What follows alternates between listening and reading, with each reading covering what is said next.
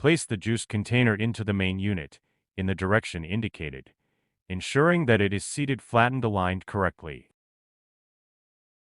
Insert the squeezer into the juice container in the direction indicated, making sure the central shaft is fully engaged with the drive shaft of the main unit. Align the triangle mark on the food container with the triangle mark on the right side of the juicer container. Rotate the food container clockwise until the upper and lower triangle marks are aligned, indicating that the container is locked in place. Put in the pusher. Place the large and small cups separately under the juice spout and the residue spout. Take out the pusher.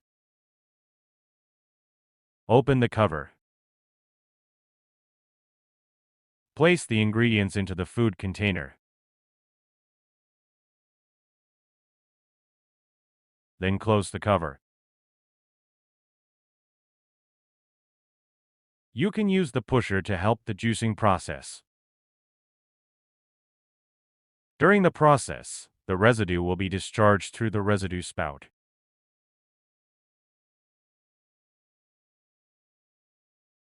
Open the silicone outlet to allow the juice to flow out through the juice spout. After plugging in, all the indicators in the buttons will light up once. Then only the on-stop button will blink. Press the on-stop button to enter mode selection. Press the mode button to cycle through the modes to select a desired one. After a few seconds, the machine will start operation automatically.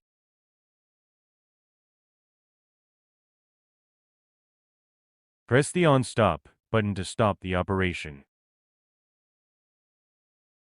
If jamming occurs during operation, press the mode button to the REV mode to discharge the ingredients. Then choose a mode again to continue the operation.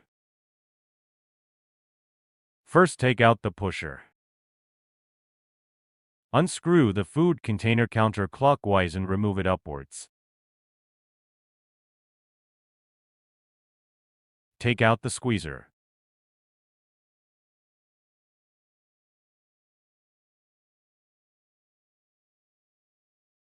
Lift up the juice container. No tall parts, except the main unit, are safe to rinse with water.